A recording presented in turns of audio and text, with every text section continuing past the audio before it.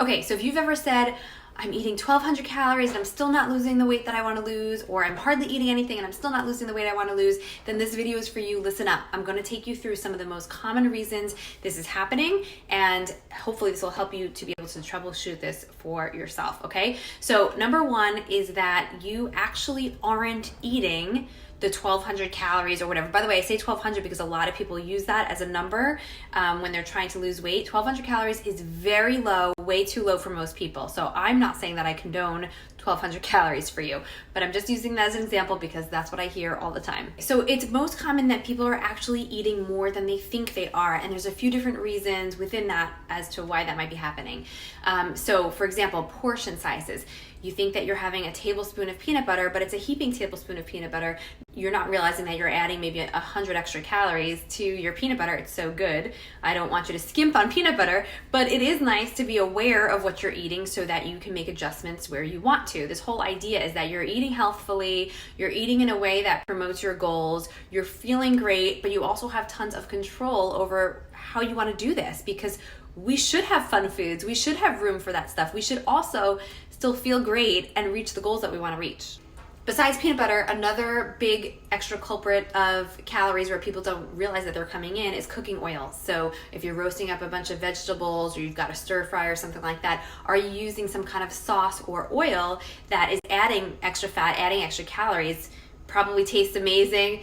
Probably also really good for you if you're using the right kind of oils, but if you are not counting that, then if you are tracking things like calories or macronutrients, you might think at the end of the day that you've taken in a lot less than you actually have. Even if you're not tracking calories or macros, I don't, my clients don't either, it's still good to be aware of what you're taking in. So other ways that more food sneaks in and still leaves us thinking that we've barely eaten anything, but we really did eat more than we think. Mindlessly snacking, those little bites here and there, they add up. Eating off of our kids' plates.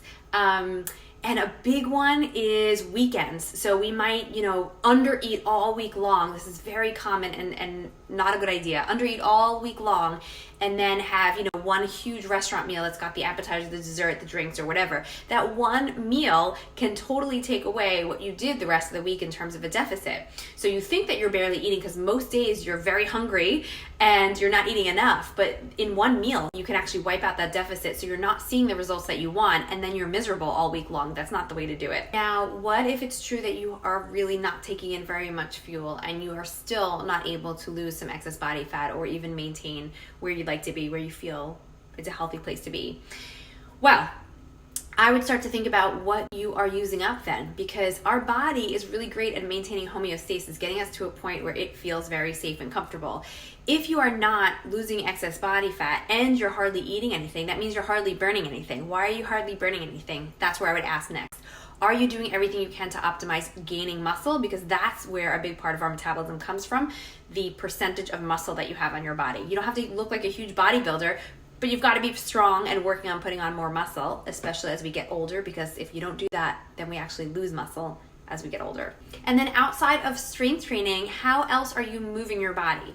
Because if you keep your car parked in the driveway, it's not going to require that you fuel it up very much. And that's not surprising to anybody, right? But if you take your car for long drives, frequent drives, if you rev that engine a lot, then you know for sure you're going to need a lot more fuel, right? And our bodies are the same way. So I see a lot of people who are upset that their bodies don't require that much fuel, but their bodies are parked in the driveway a lot. They're not taking it for frequent drives. They're not revving the engine. They're not taking it for long drives, right? So you can get your body to the point where it does require more fuel. You are able to take more food in, have more flexibility with what you want to eat, more indulgences, and still get the results that you want. You have to boost your metabolism up if you're truly not taking that much in and you're still not reaching your goals.